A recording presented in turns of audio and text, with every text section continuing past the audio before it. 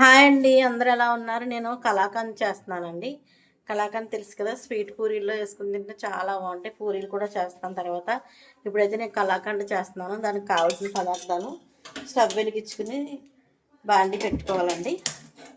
బాండి పెట్టుకుని ఒక అరకిలో బెల్లం అండి, ఇది అరకిలో బెల్లం వేసేసాను. ఇదిగోండి లీటర్ పాలు కాసి పోసుకోవాలి. లీటర్ పాలు ఇందులో పోసేస్తున్నానండి. దీన్ని కలుపుతూ ఉండాలి. కొంచెం మిరియాలు, కొంచెం యాలకులు కూడా కావాలి. దీన్ని కలుపుతూ ఉండాలండి. ఇదిగోండి, ఇది పలక పన్నీరు తెప్పించాను. ఇప్పుడు ఇది మామూలుగా పొడి కింద చేసి వేయాలండి. ఇందులో చాలా బాగుంటుంది.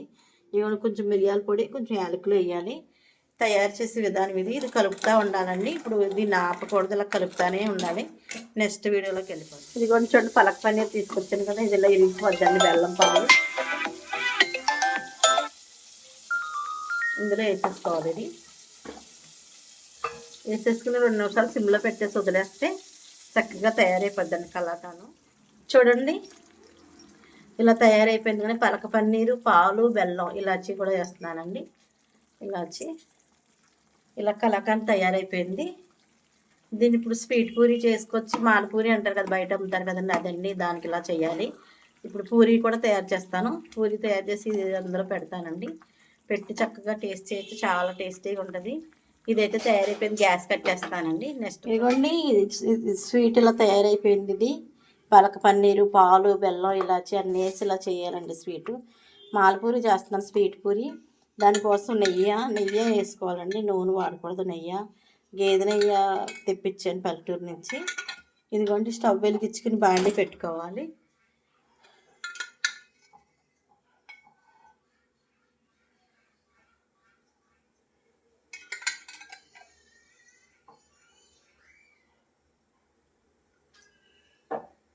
నెయ్యి శుభ్రంగా కాగనివ్వాలండి, బాగా మరగనివ్వాలి.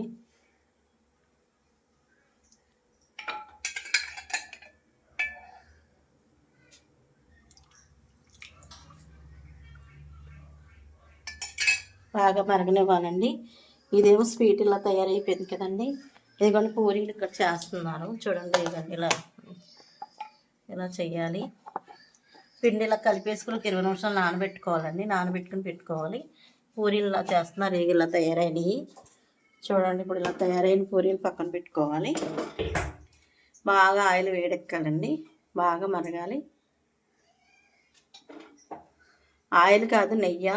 చూడండి, నెయ్యి ఇది పల్లెటూరు నుంచి తెప్పించానండి, ఫ్రెష్ నెయ్యి. గేదె పాలు అమ్ముతారు వాళ్ళు. గేదె పాల నుంచి తీసిన నెయ్యి, ఫ్రెష్ నెయ్యి తీసుకొచ్చానండి. ఇప్పుడు మరుగుతుంది కదా, ఇప్పుడు స్వీట్ పూరి ఇలా వేసుకోవాలి.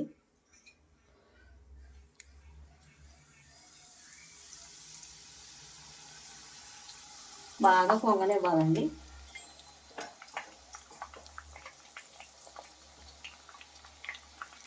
నేతి పూరి అండి, ఇది నేతిలో వేస్తున్నాం కదా.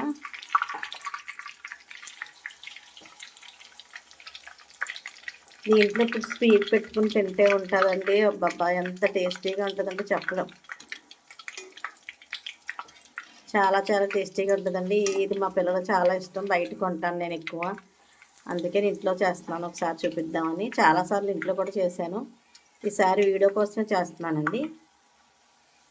ఇలా నేతిలో ఇలా వేయించుకుని తీసేసుకోవాలండి. పెద్దగా ఆగికూడదు.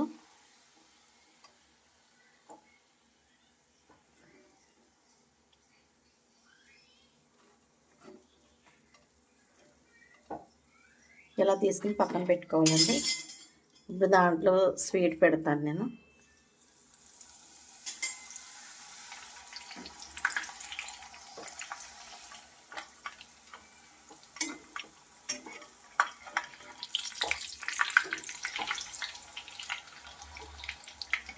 నేతిలో కదండి, చాలా టేస్ట్ ఉంటుంది. అసలు మామూలు టేస్ట్ కాదు. నేతిలో ఇలా వేయించుకుని పక్కన పెట్టుకోవాలండి. పూరీలు అన్నీ ఇలా పెట్టేసుకోవాలి. పెట్టుకున్న తర్వాత నెక్స్ట్ ప్రాసెస్ చూపిస్తాను మీకు. కొంతమందికి నెయ్యి ఇష్టం ఉండదండి, అప్పుడు మామూలుగా ఆయిల్లో కూడా వేయించుకోవచ్చు. కానీ మా పిల్లలకి నెయ్యి ఇష్టం అని నేను నేతిలో వేయించాను. ఇదిగోండి, స్వీట్ ఇలా పెట్టుకోవాలి. ఇందులో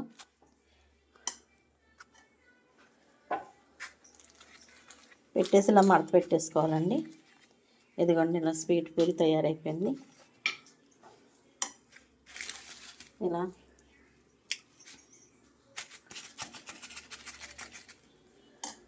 చూడండి, ఇదిగోండి స్వీట్ పూరి.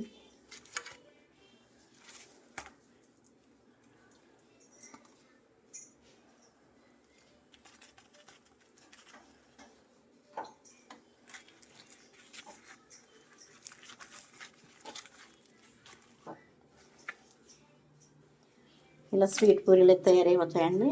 అన్నీ ఇలా పెట్టేసుకోవాలి. టేస్టీ ఇలా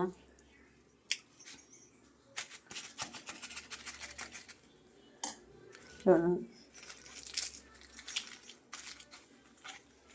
ఇదిగోండి స్వీట్ పూరి. చూడండి, స్వీట్ పూరి అయితే ఇలా తయారైపోయింది కదా. ఇదిగోండి, ఇప్పుడు దీన్ని టేస్ట్ చేసి చెప్తాను నేను ఎలా ఉందన్నది.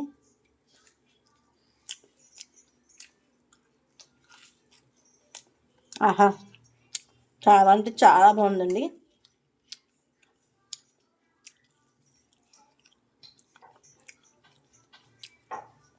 చాలా బాగుందండి, అమృతంగా ఉంది. ఈ స్వీట్ ఒకసారి ప్రాసెస్లో తెచ్చుకొని ట్రై చేయండి, ఎంజాయ్ చేయొచ్చు. నేనైతే నేతితో చేశాను, మీరు నూనెతో కూడా చేసుకోవచ్చు, దేనితోనే చేయొచ్చండి, చాలా బాగుంటుందండి.